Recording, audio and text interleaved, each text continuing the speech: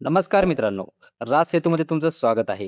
मित्रांनो, तुमच्या गावात घरकुलाची यादी आली आहे का? सध्या अनेक गावामध्ये आवास प्लस 2024 ची यादी ग्रामसेवकाकडे आलेली आहे आणि आता गावात अनेक जण आपलं नाव त्या यादीत आहे का हे पाहत आहेत. कुणाचं नाव आलंय, कुणाचं नाव नाही आलंय आणि काही जण म्हणतायत, "मी तर आवास प्लसमधून सेल्फ सर्व्हे केला होता.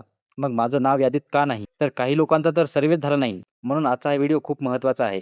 कारण यादीमध्ये नाव आहे किंवा नाही यावरच सगळं ठरत नाही. ग्रामसभेच्या वेळी 3 वेगवेगळ्या परिस्थिती येऊ शकतात आणि त्या तीनही परिस्थिती काय आहेत ते अगदी सोप्या भाषेत समजून घेऊया. पहिली परिस्थिती अशी असते की पी-डब्ल्यू-एलमध्ये नाव आहे, म्हणजेच तुमच्या लिस्टमध्ये नाव आहे, पण ग्रामसभेत पात्र ठरत नाहीत. समजा तुमचं नाव पी-डब्ल्यू-एल यादीमध्ये आहे.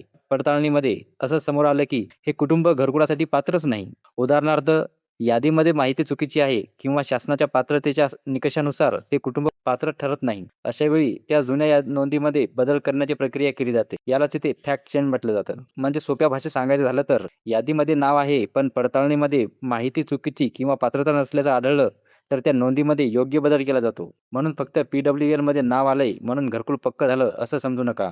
ग्रामसभेची पडताळणी महत्त्वाची आहे. आता दुसरी परिस्थिती काय असेल? सर्व्हे केला, पण सिस्टीममध्ये रिजेक्ट झालं. आता ही परिस्थिती अनेक लोकांची असू शकते. तुम्ही 2024ला जेव्हा आवास प्लस ॲपमधून सेल्फ सर्व्हे केला होता, तुमची माहिती सर्व्हेमध्ये नोंदली गेली, पण पुढे प्रणालीमध्ये तुमचं प्रकरण रिजेक्टेड झालं. आता अशा वेळी काय करायचं?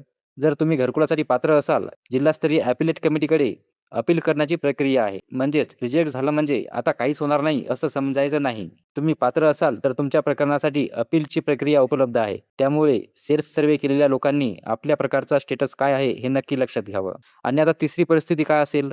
सर्व्हे झालाच नाही किंवा पात्र कुटुंब वंचित राहिलं. आता ही गोष्ट विशेष महत्त्वाची आहे. समजा एखादं कुटुंब घरकुलासाठी पात्र आहे, पण त्यांचं आवास प्लस सर्व्हे झालाच नाही किंवा त्यांनी त्या टाईमला सर्व्हे केलाच नाही आणि ते वंचित राहिले. तर अशा पात्र कुटुंबाची स्वतंत्र यादी तयार करायची आहे आणि ही गोष्ट विशेष लक्षात ठेवा. अशा पात्र कुटुंबांची स्वतंत्र यादी ग्रामसेवकाकडे द्यायची आहे.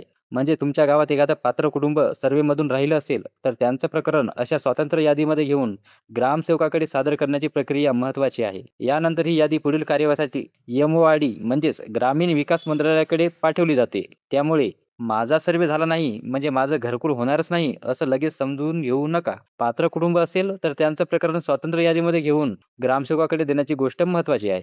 आता एकदा अगदी सोप्या भाषेत समजून घ्या. तुमच्या गावात घरकुलाची यादी ग्रामसेवकाकडे आली असेल तर 3 गोष्टी लक्षात ठेवा. पहिली गोष्ट म्हणजे पी-डब्ल्यू-एलमध्ये नाव आहे, पण ग्रामसभेच्या पडताळणीमध्ये पात्रता नाही, तर माहितीमध्ये आवश्यक बदल केला जाऊ शकतो. यालाच फॅक्ट चेंज म्हणतात.